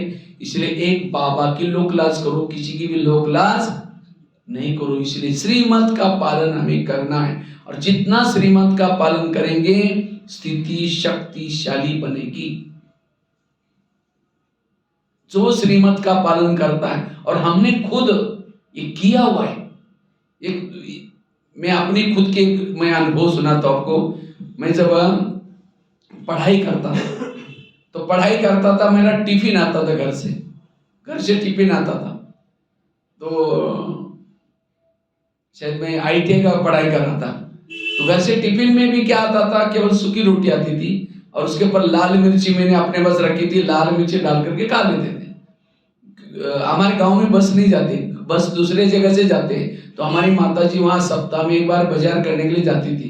तो वो माता जी जो टिफिन बना कर भेजती थी, मैं वहाँ हॉस्टल में पहले रहता था, इसलिए वो पहचान वाली थी। तो उसने कहा मेरे से रोटी सब्जी वगैरह बनाना नहीं होगा, मैं बिजी रहती हूँ, केवल रोटी मिलेगी। हमने कहा ठीक है, रोटी तो मिलेगी सही। तो वो रोटी आती थी। लेकिन एक दिन बाबा की पूरी मुरली चली, बच्चे बाहर का भोजन नहीं खाना चाहिए, शुद्ध भोजन, पूरा मुरली भोजन के ऊपर थी। अब मेरा तो टिफिन बाहर से आता, तो वो मुरली सुन करके मेरे को लगा नहीं, आज से मुझे क्या करना है, शुद्ध भोजन खाना है। मैं बाहर आया और ऊपर बाबा की तरफ देख करके जैसे भीष्म प्रतिज्ञा करता है वैसे मैंने भी प्रतिज्ञा किया कि आज से बाहर का भोजन नहीं खाऊंगा। अब मेरे पास पैसे भी नहीं थे, बनाने भी नहीं आता था। 8 दिन तो मैंने कुछ खाया ही नहीं और मेरे को बड़ी खुशी हो गया। 8 दिन से मैं नियमों का क्या कर रहा हूँ, पालन कर रहा हूँ। फिर गीता पाठशाला वालों को किसी को पता चला, उन्होंने मुझे एक स्टोव दिया, एक पतीला दिया, पता चला कि कुछ खाता ही नहीं, और चावल दिया। मैं चावल उबाल करके उसमें शक्कर डाल करके 4 साल तक खा करके पढ़ाई की, लेकिन बाहर का भोजन नहीं खाया। और जिसका परिणाम आज बाबा ने कहाँ रखा है, मधुबन में 25,000 लोगों का भोजन बनाने वाले भी मिले। ये है नियमों का पालन करने से बल, बहुत बल होता है उसके अंदर। इतना ही नहीं, बाबा कहते बच्चे मेरी मुरली कभी मिस नहीं करो। तो मैं ITI में पढ़ता था, उस समय मुझे ज्ञान मिला था। तो उसी समय तो ITI पूरा हुआ, अब 4 साल के बाद तो अब मेरे को कॉल आना शुरू हो गया। और मेरे को जो कॉल आते थे नौकरी के लिए, जॉब में, जबकि घर वालों को बहुत जरूरी थी मेरी नौकरी की, क्योंकि घर में कोई पढ़े लिखे थे नहीं, सबकी आशा मेरे पर थी कि ये नौकरी करेगा। और लेकिन मुझे उसके बाद बाबा का ज्ञान मिला, और जहां मेरे को कॉल आता था वहां कोई बाबा का मुरली नहीं चलती थी, कोई सेंटर नहीं था, कुछ नहीं था। तो मुझे लगा अब क्या करें। और 5,000 साल के बाद बाबा का ज्ञान मिला है, और बाबा कहते हैं मेरी मुरली मिस नहीं करना है। और उस समय कोई इंटरनेट ये तो था ही नहीं। पहली मुरली किसी के भी जिज्ञासु के हाथ में नहीं मिलती नहीं थी, केवल एक सेंटर पर, क्योंकि मुरली को बहुत पवित्र माना जाता है, ये केवल सेंटर में बहनों के पास ही होती थी। पुरानी मुरली किसी को देते भी नहीं थे, पहले शुरू में की बात है। अब करे क्या, मुरली सुनना है। तो मैंने क्या किया, ITI पूरा होने के बाद भी वही रहता था। तो कॉल को अमृत वाला बाबा के सामने रख करके फाड़ कर फेंक देता था, जबकि मेरे पास खाने के लिए कुछ नहीं था, नौकरी की जरूरत थी। लेकिन मैंने अंदर से सोचा कि चलो मुझे क्या करना है, पहले ब्रह्मा कुमारी को ज्ञान को समझना है, क्योंकि ये नौकरी तो इंजीनियर की, डॉक्टर में सिविल की है।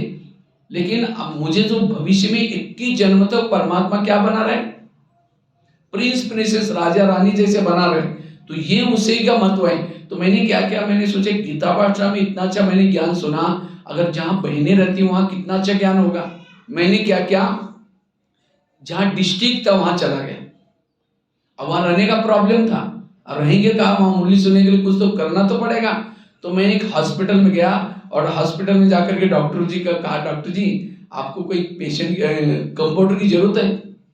कि उसी समय, जबकि मेरा पेशी कुछ अलग है, मैं ड्रॉप्समैन सिविल का कोर्स किया है, लेकिन उसके मांग क्या रहा हूं, कंपाउंडर की नौकरी मांग रहा हूं, क्योंकि टेम्परेरी मुझे ब्रह्मा कुमारी का ज्ञान सुनना है, इसके लिए मांग रहा था। तो कहता हाँ मुझे चाहिए, मेरे को जरूरत है। मेरा एक 2 ये थे, वो चले गए कुछ कारण से। वो के आगे का नंबर पीछे लगाते थे, लोगों से पैसे लेते थे, उसको वहां से भगा दिया। कहता है आप आओ, तो कहता है आप सवेरे 7 बजे आओ और शाम को 7 बजे जाओ, आपको 500 रुपये दूंगा। लेकिन मैं तो सोचने लगा सवेरे 5 बजे 7 बजे आऊंगा तो मुरली तो नहीं मिलेगी, और मैं मुरली के लिए कॉल को फाड़ के फेंक रहा हूं। मैंने कहा सर मुझे इतना पैसा नहीं चाहिए, मुझे केवल 100 रुपये चाहिए। मैं आऊंगा 9 बजे, क्योंकि 7 से लेकर के 9 बजे तक मेरा बहुत महत्व का समय होता है, मैं किसी को भी दे नहीं सकता वो समय। नहीं कहता आपको 500 रुपये, 600 रुपये, 700 रुपये। मैं बोला 10,000 भी दिया तो भी मुझे नहीं चाहिए, वो मैं 7 से लेकर के 9 का टाइम दे ही नहीं सकता हूँ। तो ठीक है, कहता है आप कभी भी आओ कभी भी जाओ। मैंने कहा कभी नहीं आऊंगा भाई, बराबर 9 बजे आऊंगा। तो उन्होंने हाँ बोलने के बाद फिर मैंने क्या किया, सवेरे मुरली सुन करके आता था, नाश्ता करके हॉस्पिटल चला जाता था 9 बजे। तो उन्होंने देखा 1-2 महीने के बाद 100 रुपये में बिल्कुल एक्यूरेट 9 बजे पहुंचता है और शाम को 7 बजे जाता है। मेरे को कहता है आपके जैसे कोई और लोग मिलेंगे? तो एक कुमार फ्री था, उसको भी वहां जॉब लग गया। कुछ समय के बाद कहता है कि आप बहुत ध्यान लगाने में बैठते हैं शांति से, आप कोई आश्रम में जाते हैं? मैंने कहा मैं ब्रह्मा कुमारी में जाता हूँ। तो कुछ समय के बाद कहता है मेरे पास एक फ्लैट खाली है, अगर आपके आश्रम को चाहिए तो पूछ लो। तो बहनों को पूछा कि हमारा एक डॉक्टर ऐसे ऐसे बोलता है, उसी जगह पर बहुत सिटी के बराबर बीच में था वो प्लॉट। तो बहनें तो बड़े खुश हो गया, अच्छा है वहाँ सेंटर नहीं है, सेंटर खोल देंगे। वहां सेंटर खोल दिया। अभी भी वो सेंटर ब्रह्मा कुमारी के इसमें है। तो देखो मैंने लिया उसे 100 रुपए, लेकिन बाबा ने कितना वसूल किया। और अभी भी जो भाई जो कुमार को रखा था वो अभी भी वहां उसी हॉस्पिटल में, इतना ही नहीं पूरा हॉस्पिटल ही ब्रह्मा कुमारी का हो गया, क्योंकि उसको कोई बच्चा नहीं है, वो अकेला था, वो पूरा ब्रह्मा कुमारी को ही दे दिया उन्होंने। तो ये आज हमने पैसे ज्यादा नहीं लिया, लेकिन मुरली, जहां मुरली मिस हो जाते हैं हमने कई चीजों को छोड़ भी दिया। कईयों को बुलाते हैं, भाई आओ, कहते दुकान खोलना पड़ता है, ये करना पड़ता है। दुकान खोलेंगे 500 रुपए कमाएंगे, यहाँ नहीं आएंगे कितना कमाएंगे, लाखों करोड़ कमाएंगे। इसीलिए ये मुरली बहुत महत्व की चीज है। इसलिए अपने एक एक नियमों के ऊपर क्या करना, हमें अटेंशन देना है। सत्संग में जाकर के बाबा नहीं कहेगा बच्चे मुरली सुनने के लिए आओ, शुद्ध भोजन खाओ। ये केवल संगम युग में बाबा बोल रहे हैं, और ये हमारे हित की बातें हैं। स्थिति बिगड़ने का कारण है श्रीमत का उल्लंघन। इसलिए हमें एक एक श्रीमत का पालन करना है। बाबा के 2 प्रकार के बच्चे होते हैं, एक कच्चे बच्चे, दूसरा पक्के बच्चे। कच्चे किसको कहेंगे? जो यहाँ भी आते हैं, इस दुनिया का भी लाभ लेते, ब्राह्मण जी दुनिया का भी लाभ लेते, इधर का भी उधर का भी, वो है कच्चे। और कच्चे कहाँ जाते हैं? त्रेता युग में। और पक्के जो नियमों का पालन करेंगे, पक्के रहेंगे, वो कहाँ जाते हैं? सतयुग में जाएंगे। तो आपको कहाँ जाना है? सतयुग में, त्रेता में? इसलिए हर नियमों का पालन। कई बार जब मैं ट्रेनों में, बसों में कहीं जाता हूँ तो कई लोग मिलते हैं, अच्छा हमारे ब्याज देकर के कहते हैं, अच्छा आप ब्रह्मा कुमारी में जाते हैं? मैंने कहा हाँ, हम भी मानते हैं ब्रह्मा कुमारी में जाते हैं। हमने कहा आप रोज मुरली सुनते हैं? नहीं, मुरली तो नहीं सुनते, अमृत उठते? ना नहीं उठते। अब मैंने बोला काय का मानते हैं फिर? भगवान को मानना, बाबा को मानना, अर्थात बाबा की श्रीमतों का पालन करना। इसलिए हमें पक्का बाबा का बच्चा बनना है। और एक पक्का बच्चा हजारों लोगों से भी भारी है। इसलिए पक्के बाबा के बच्चे बनो श्रीमान, तब आपका योग बहुत अच्छा लगेगा, स्थिति अच्छी रहेगी। कितनी बातें हो गई? पहली बात कौन सी सुनाई? अमृत वेला पावरफुल करना। दूसरा, क्लास के पहले योग। और लेकिन क्लास के पहले योग भी कैसा? ऐसा नहीं कि केवल आकर के आधा घंटा टाइम पास वाला योग करते रहो, विधि पूर्वक। नहीं तो कई बार क्या होता है, माता योग लगाने के लिए आ रहे हैं, आते आते रास्ते में देखेंगे बहुत अच्छा सब्जी वाला जा रहे हैं, फिर सोचे कि आज शाम को इसका सब्जी बनाएंगे। पहले सोचे कि जाकर के योग करेंगे, जाते समय लेके जाएंगे, फिर यहाँ करके बैठे, लाल लाइट चल रहा है, गीत बज रहे हैं, शुरू करेंगे मैं आत्मा हूँ, शांत स्वरूप हूँ, शक्ति स्वरूप हूँ। फिर सोचे अरे छोला थैला तो लाए नहीं, वो सब्जी कैसे लेके जाए? ठीक है, उसके बाद तो प्लास्टिक का झोला तो होगा ही। फिर कहेंगे मैं आत्मा हूँ, शांत स्वरूप हूँ, शक्ति स्वरूप हूँ। फिर सोचे कि गैस के ऊपर जो दूध रखा था, यहाँ आने के चक्कर में गैस कम किया था या बंद किया था, कम किया था, बंद किया था, छोड़ो कोई देख लेगा। फिर कहेंगे मैं आत्मा हूँ, शांत स्वरूप हूँ, शक्ति स्वरूप हूँ। फिर सोचा अरे घर में तो मेहमान आने वाला था, मैंने सोचा था उसके लिए छोले चने बनाओ, लेकिन रात को बातों बातों में तो भिगो ही नहीं। रात को सोचा तो था लेकिन भूल गए, चलो कोई कुछ और दूसरा बना देंगे। फिर कहेंगे मैं आत्मा हूँ, शांत स्वरूप हूँ, शक्ति स्वरूप। लाल लाइट की सफेद लाइट हो गई, योग का टाइम पूरा हो गया। सामने वाला बैठने वाला क्या सोचता है, वाह इन्होंने आधा घंटा योग किया, लेकिन इनका योग कहाँ लगा है? वो सब्जी वाला योग या छोले वाला योग, बाबा वाला योग नहीं था। अगर ऐसा योग करेंगे तो हमारी अवस्था कैसे अच्छी रहेगी। इसलिए ध्यान में भी बैठने के बाद चेक करो कि मेरा ध्यान का है।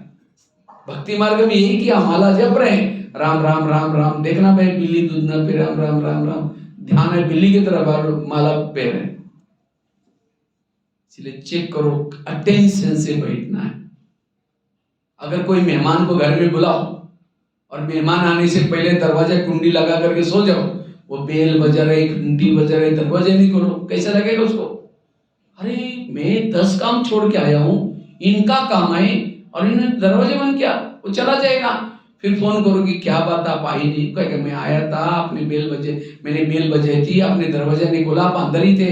नहीं प्लीज आओ। फिर आया, फिर दरवाजा बंद किया, फिर फोन करो, आएगा? कहेगा मैं कभी नहीं आऊंगा। मैं तीसरी बार आया तब भी आपने दरवाजा बंद किया।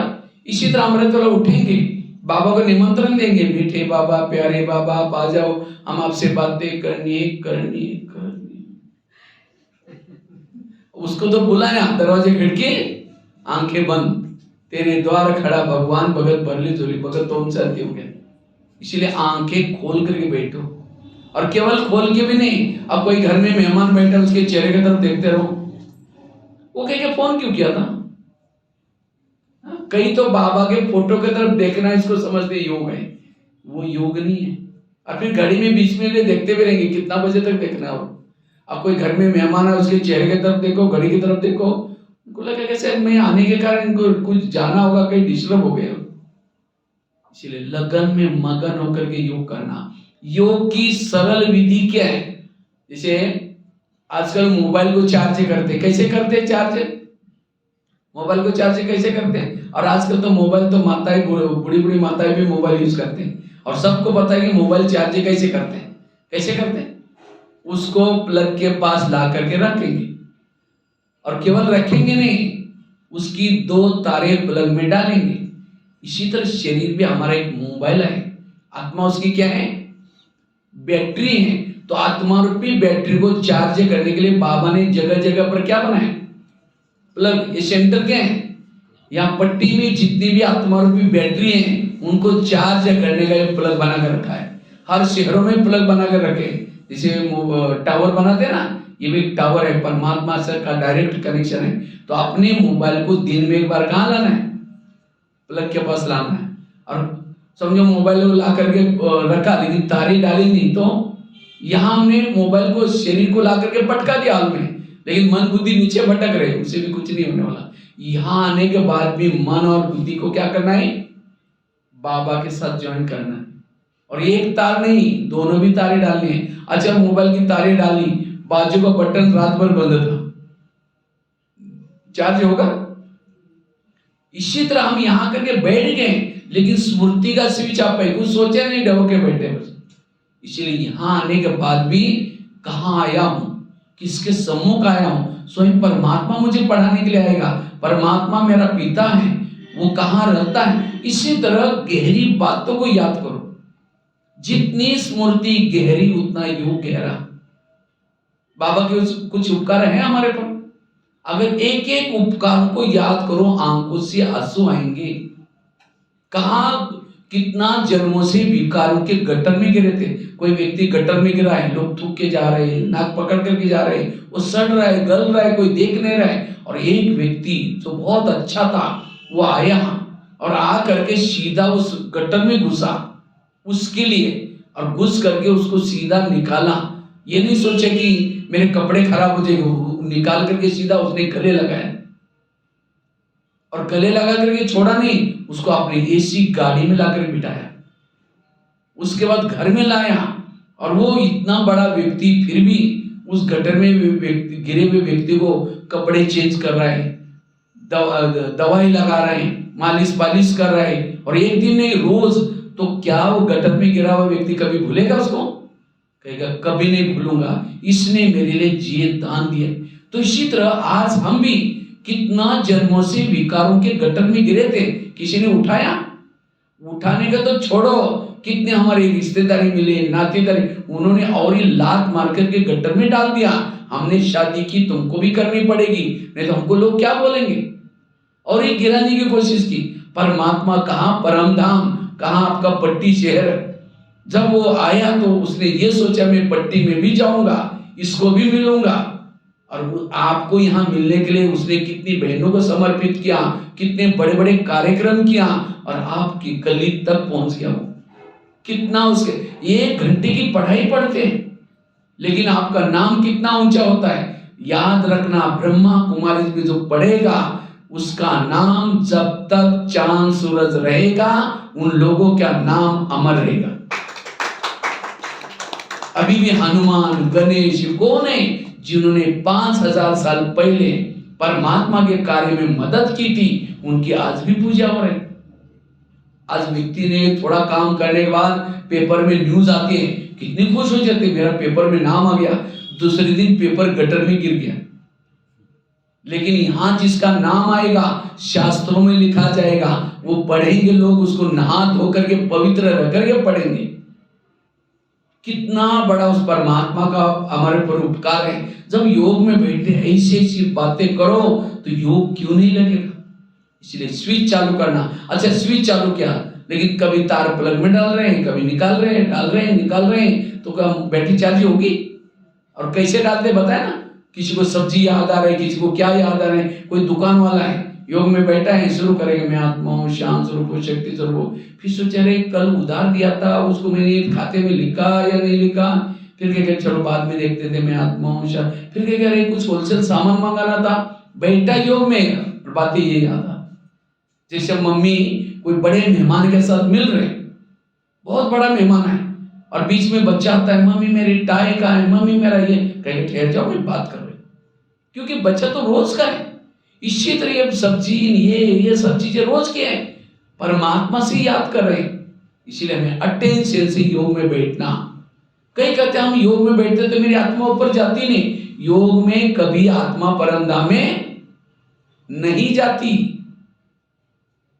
जैसे मैंने मोबाइल का एग्जांपल सुना रहा था, दोनों तारे डाली, स्विच चालू किया, जैसे दोनों तारे डाली, स्विच चालू किया, मोबाइल चार्जिंग चालू हो गया। जैसे मोबाइल चार्जिंग चालू हो गया तो क्या बैटरी निकल करके मोबाइल से प्लग में घुसने के लिए गई?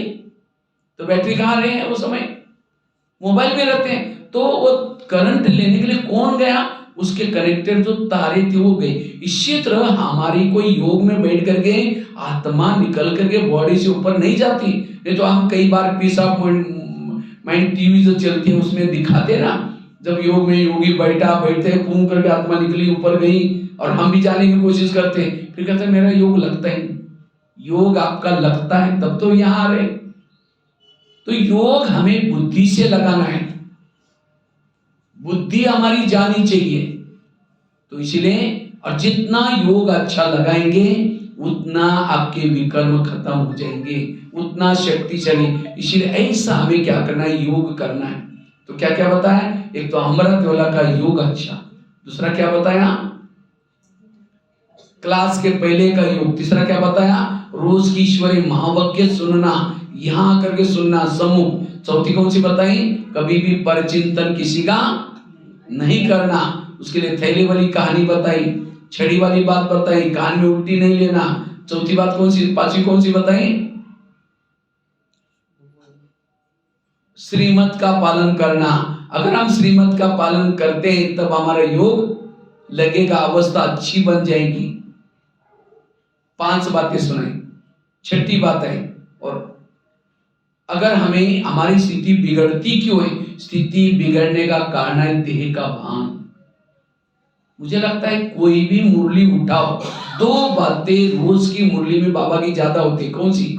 एक आत्मा समझो, और दूसरा मुझे याद करो, याद की यात्रा करो। ये 2 बातें हमारे उन्नति का बहुत बड़ा आधार है। परमात्मा की याद प्लस आत्मिक स्वरूप में टिकना, विकार पर जीत प्राप्त करने का लिए और कोई पुरुषार्थ नहीं सिवाय आत्म अभिमानी के। आज दुनिया के शास्त्र इकट्ठे करो, ग्रंथ इकट्ठा करो, एक बड़ा सा पहाड़ बन जाएगा, लेकिन उसे हुआ कुछ भी। जो भक्ति करते गए विकार बढ़ते ही गए, क्योंकि लोगों ने कभी भी आत्मा के स्वरूप में टिके ही नहीं। और यहां ने बाबा ने आते ही पहला लेसन क्या बताया? बच्चे तुम कौन हो? आत्मा। जैसे बिल्डिंग बनाए जाते हैं तो फाउंडेशन कितना मजबूत होता है, जितना फाउंडेशन मजबूत होगा कितना मंजिल भी मकान बना सकते हैं। अब जिसने फाउंडेशन में कंजूसी की, फटाफट बिल्डिंग बनाया, भूकंप आया, आंधी तूफान आया, बिल्डिंग क्या हो जाते? गिर जाते। इसी तरह जिन्होंने ये आत्मा के लेसन के तरफ ध्यान नहीं दिया, सेवा कर रहे, औरों को सुना रहे, माया का आंधी तूफान आएगा वो फेल हो जाएगा, क्योंकि आत्मा का लेसन उसने पक्का नहीं किया। हमारी 84 जन्मों की बिल्डिंग बन रहे, इसलिए आत्म अभिमानी का पाठ पक्का करना है। आत्म अभिमानी के बिना हमारे अंदर की देवताओं के संस्कार और देवताओं की संस्कृति नहीं आएगी। इसलिए बार बार बाबा कहते बच्चे आत्मा समझो, आत्म अभिमानी बनने से ही परमात्मा का मिलन होगा। एक भाई ने मुझे क्वेश्चन पूछा, कहता है भाई साहब अगर कोई आग के पास जाकर के बैठेगा तो क्या हो जाएगा? क्या हो जाएगा? गर्मी का अनुभव होगा। उसके लिए कोई कमेंट्री करने की कोई जरूरत भी नहीं। कोई गरीब हो या अमीर हो सबको भी लगेगा अब गर्मी का अनुभव। अगर कोई बर्फ के पास जाकर के बैठेगा तो ठंडी का अनुभव होगा, उसके लिए भी कोई कमेंट्री करने की जरूरत नहीं। कहता है मैं माउंट आबू में गया था शांतिवन में, और शांतिवन में गुलजार दादी के तन में बाबा आए थे।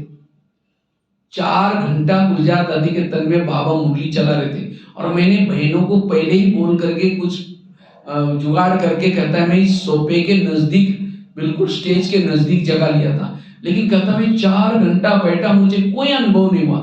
ऐसा क्यों हो गया? प्रश्न पूछा था उसने मुझे। मैंने एक छोटा सा एग्जांपल दिया। हमने कहा कोई बड़ा सा लोहे का चुंबक है, और उस चुंबक के सामने अगर लोहे के टुकड़े डालेंगे तो क्या हो जाएगा? क्या हो जाएगा? तुरंत खींच लेगा। इसका मतलब चुंबक बहुत पावरफुल है। और कुछ लोहे के टुकड़ों को बड़े से कपड़े के थान के अंदर लपेट लपेट लपेट करके रख दो सामने, हिलेगा? हिलेगा भी नहीं। इसका मतलब चुंबक खराब है। चुंबक अच्छा है, लेकिन लोहे के टुकड़ों को हमने किस में डाला है? कपड़े के अंदर लपेट करके रखा है। इसी तरह बाबा भी सर्वशक्तिवान है, चुंबक है, लेकिन अगर बाबा के सामने देह भान के कपड़े के अंदर लपेट करके बैठेंगे कोई भी अनुभव नहीं होगा। इसीलिए बाबा कहते हैं बच्चे आत्मा समझ करके बैठो। और आजकल जो मिलन चल रहा है बाबा का, कौन सा है? अव्यक्त मिलन। अव्यक्त मिलन की अनुभूति करने के लिए आत्मा के स्वरूप में टिकने की जरूरत है। इसलिए गीत भी है ना कहीं अपना, यही कहीं बाबा नजर नहीं आते। किसको नजर नहीं आते? जो देह भान में होता है उसको नजर नहीं आता। इसलिए आत्मा का लेसन पक्का करना जरूरी। इसलिए बाबा कहते हैं पहले आत्मा समझो और फिर क्या करो? मुझे याद करो। सबसे बड़ा विकार है देह का भान। काम क्रोध तो बाद में आता है, पहले कौन सा आता है? देह का भान आता है। इसीलिए बार बार हमें क्या करना है? ये आत्मा का लेसन, मैं आत्मा हूं, ये आत्मा है, यशोदा आत्मा है। ब्रह्मा बाबा ने कितना पक्का किया, इसलिए हमें भी क्या करना है? ये आत्मा का लेसन पक्का करना है। जिसे भूत रहता है, भूत कहां रहता है? भूत कहां रहते हैं? जिस घर में लाइट नहीं वहां क्या रहता है? भूत। एक भूत आएगा, दूसरा आएगा, तीसरा आएगा, और पूरा बंगला क्या बन जाता है? भूत बंगला बन जाता है। भूत डरता किससे? लाइट से डरता है। इसी तरह जिस शरीर में आत्मा का भान नहीं है वहां काम का भूत, क्रोध का भूत, लोभ का भूत, सारे भूत बंगला बन जाता है। इसीलिए बाबा कहते बच्चे ये आत्मा की लाइट जला कर रखो। कई कहते मुझे सहन नहीं होता, कई कहते मेरा योगी नहीं लगता। सहन करने का पुरुषार्थ नहीं। बीज बोया ही नहीं, पानी दिया ही नहीं, वृक्ष आएगा नहीं, फल लगेगा नहीं। इसी तरह जिन्होंने आत्मा का, स्मृति का बीज बोया ही नहीं, स्मृति का पानी दिया ही नहीं, उसके जीवन रूपी वृक्ष में सहनशीलता, धैर्यता, सत्यता, ये गुण रूपी फल कैसे लगेंगे? इसलिए बाबा कहते बच्चे आत्मा का पाठ पक्का करो। दादियों ने आत्मा का पाठ पक्का किया। ब्रह्मा बाबा ने हमें आजकल फेसबुक में, व्हाट्सएप में इतनी चटपटी बातें आ रहे हैं, जो मूल लेसन है हम उसकी तरफ ध्यान नहीं दे रहे। अंतिम समय, विनाश के समय, अगर विनाश के सीन को, विनाश के समस्या में पास होना है, आत्मा का लेसन पक्का चाहिए। प्रकृति का पेपर आएगा, बिल्डिंग गिरेगी, उसके नीचे दबे रहेंगे, कितना दिन तक दबे रहेंगे। अगर आपका आत्मा का लेसन पक्का है तुरंत शरीर अलग हो सकेंगे। कई दिनों तक तो खाने के लिए नहीं मिलेगा। आत्मा के स्वरूप में खाना पीने का भी भान नहीं रहेगा। इसीलिए बाबा इतना ही नहीं, अंत में इविल सोल्स भी प्रवेश करेंगे। जिसके अंदर जिस प्रकार के संस्कार हैं वो आत्मा ही प्रवेश करेगी। आत्मा का लेसन पक्का से बच जाएगी। इसीलिए सारी समस्याओं का समाधान करना है, आत्माभिमानी बनो। ये बाबा ने जो 4 सब्जेक्ट रखे हैं, ज्ञान का, धारणा का, सेवा का, योग का, ये किसी लिए रखे? आत्म अभिमानी बनने के लिए रखे। आज कई कहते हम कभी मुरली मिस नहीं करते। अगर आप मुरली सुनते हैं तो आपका भान क्या चाहिए? आत्मा का भान है। अगर आत्मा का भान नहीं है, इसका मतलब आपकी मुरली सुनने तक है। जिसका ये ज्ञान के नॉलेज के पॉइंट धारणा में है, वो पॉइंट स्वरूप में बन जाएगा। कई कहते हम रोज योग करते हैं। अगर योग करते हैं तो भान क्या चाहिए? आत्मा का भान। अगर नहीं है तो योग लगता ही नहीं आपका। अगर शरीर बैठा है, मन बुद्धि नहीं गई ऊपर। आज धारणा करते हैं पवित्रता की धारणा, खान किसी लिए? आत्म अभिमानी बनने के लिए। सेवा करते हैं किसी लिए करते हैं? सेवा से खुशी मिलती है, सेवा से ही आत्मा का भान आता है। ये चारों सब्जेक्ट का सारा है आत्म अभिमानी बनना। जो आत्मा के स्वरूप में बैठ रहता है, आंखें खुली है, कान खुला है, देखते हुए न देखने की अवस्था बनी रहेगी। आत्मा के स्वरूप में रहने वालों को किसी के दोष दिखाए नहीं पड़ेंगे, उसका शरीर ही नजर नहीं आएगा। जैसे कोई हाईवे से गाड़ियां चलती है फास्ट में, उसी समय जब लाइट चमकती है तो हम क्या कहते हैं? ट्रक आ रहा है, नहीं बस आ रहे, नहीं मोटरसाइकिल आ रहे हैं, और होता कोई चालेगी, क्योंकि उसकी लाइट पावरफुल है, गाड़ी व्हीकल पता नहीं चलेगा। इसी तरह जितना आत्मिक स्वरूप में रहेंगे, आप स्त्री हैं, पुरुष है, अच्छे है, बुरे दिखाई नहीं पड़ेगा किसी को। इसीलिए लाइट को पावरफुल रखो, आत्म अभिमानी बनो। जितना आत्म अभिमानी बनेंगे, रात को सोए योग लगा रहेगा, रास्ते में चल रहे योग लगा रहेगा, निरंतर योगी बन जाएंगे। विकर्म कभी होगे नहीं। जितने विकर्म बने, आत्मा के स्वरूप में रहने से विकर्म ऑटोमेटिकली विनाश होते रहेंगे। और आत्मिक स्वरूप में रहने वालों को अति इंद्रिय सुख मिलता है, और जिसने आत्मिक सुख का अनुभव किए उसको विकारों का सुख, संस्कारों का सुख, खाने पीने का सुख, सारे दुनिया की कोई आकर्षण नहीं होगी। सतयुग में देवी देवता खुश क्यों है? उनको सोने के महल है, उनके शरीर सुंदर है, इसीलिए खुश नहीं, वो आत्मिक स्वरूप में टिकते हैं, इसीलिए उनको खुशी है। इसीलिए बाबा कहते हैं बच्चे, ये आत्मा का लेसन बार बार पक्का करो। तो आत्मा का लेसन पक्का करने के लिए हम करें क्या करें? उसके लिए एक बाबा ने पहले लेसन में सुना, शरीर तुम्हारी क्या है? गाड़ी है, और आत्मा उसका कौन है?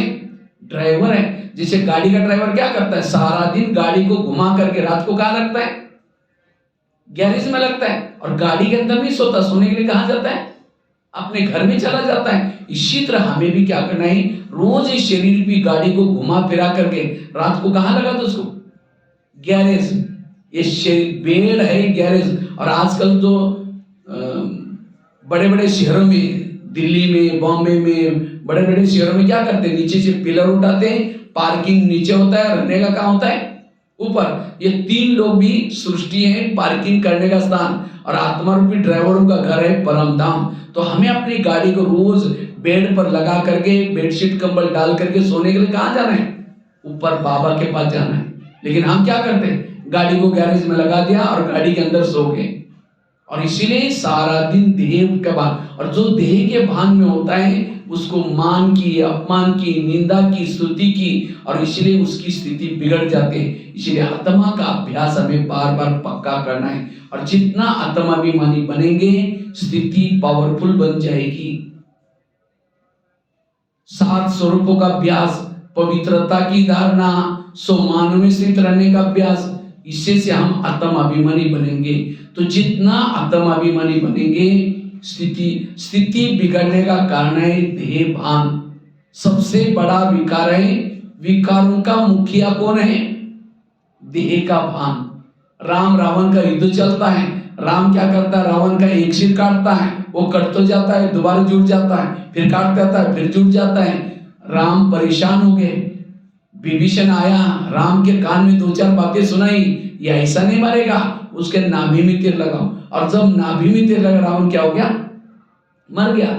इसी तरह हम भी रावण के गले काट रहे हैं। कभी काम का गला काट देते हैं, 1 महीने 2 महीने बाद फिर जुड़ जाता है, फिर काट देते हैं, फिर जुड़ जाता है। क्यों?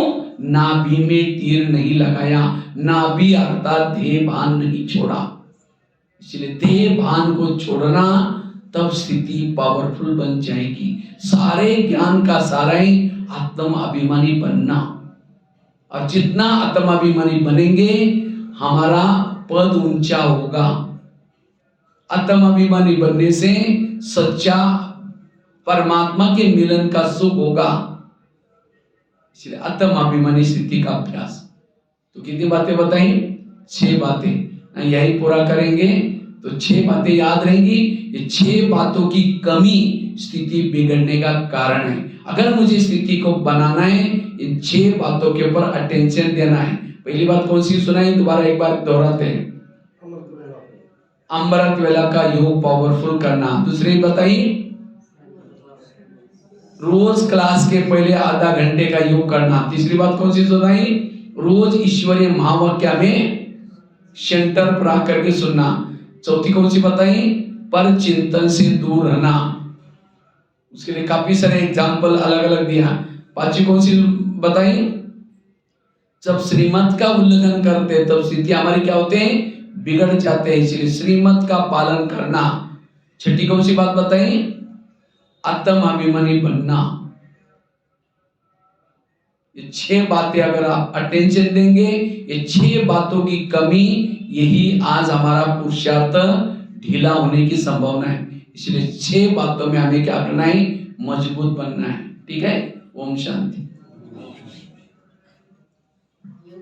हाँ, योग भी करेंगे। कितना? 15 मिनट बैठे।